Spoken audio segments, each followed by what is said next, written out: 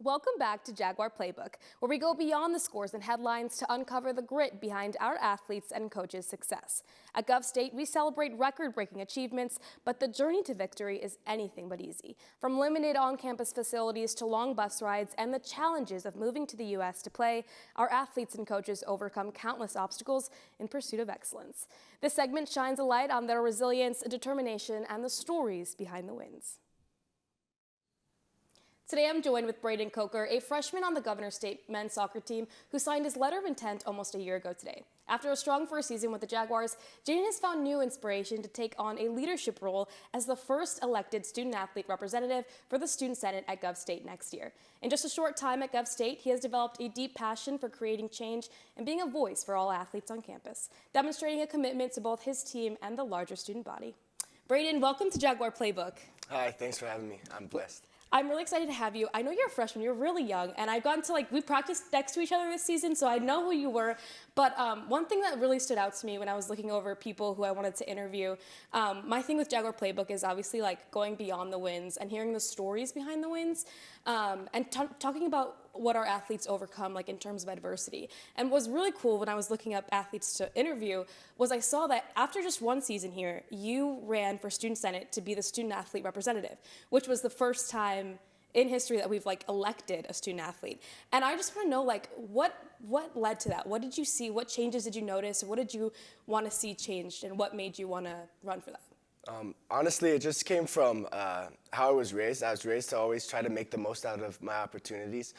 Coming to a program like the Gov State soccer team, we don't have everything that we could possibly want, and to still be able to make the most out of everything that we have and, set records and win tournaments and do all of these things was just so amazing. And I wanted to be a part of that beyond that, for more than just the soccer team, but also for all of the athletes at GSU and Gov State, because there's a lot of things that we feel like could be improved. So I just want to be a voice for those who feel like they don't have one. That's awesome. I like that. As someone who's been here 4 years, I'm so amazed that somebody so young, someone who's only been here for really 4 months, saw that and wanted to ignite that change. One thing though that I know can be really tricky, so I want to pick your brain, figure out how you're planning to do it, is how do you plan to push for change and advocate for change while also maintaining a respectful relationship with the athletic department? Because at the end of the day, you are still an athlete, so it's hard to go up there and be like, I want this changed and I want this changed, while still being and can you pay my scholarship? So what are your plans to kind of navigate that next year? Yeah, absolutely. So I've already, even before I decided to run for this position, had been making my voice heard. So we are in the process of electing a new president for the university. And I went to all of those meetings to voice concerns in terms of what we want. And I think a lot of what the athletes at Gov State University are asking for is simply just communication.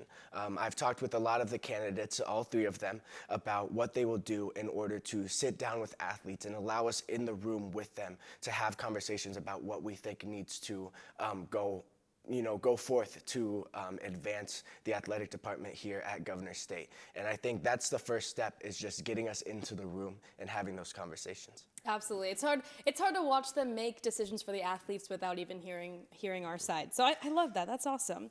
Obviously, you're young, you're a freshman. Congratulations on an amazing year, though. Congrats on that. But you still have 3 years here. I want to know, what's your legacy? What is something you want to be known for? What do you want to leave behind, even though you still have 3 more years? But what's something that you want to be known for when you leave Gov State? Right. So you mentioned just about a year ago I signed my letter of intent here, and it was, for me, it's bigger than just intent. It's a commitment. It's a commitment to 4 years of giving Coach Matt the best that he could possibly ask for, and I keep that same mentality in terms of being an advocate for athletes as well. So they know that I'm going to be the hardest working person in the room when it comes to getting things done. That's something I told Coach Matt, and it's something that I want all the athletes and all the people at Gov State University to understand about me. Yeah, that's amazing. Well, thank you so much. This was amazing to hear. I can't wait for everyone else to hear your story and hear what you plan to do. Thank you for coming to talk with me today. Of course. That is the final play for this week's edition of the Jaguar Playbook. We've learned that winning isn't just about the records, it's about the hard work, sacrifices, and the grit that define our athletes and coaches. The hurdles they overcome reflect their dedication to the game, as well as Gov State. I'm Kaylee Doms, and as always, go Jaguars.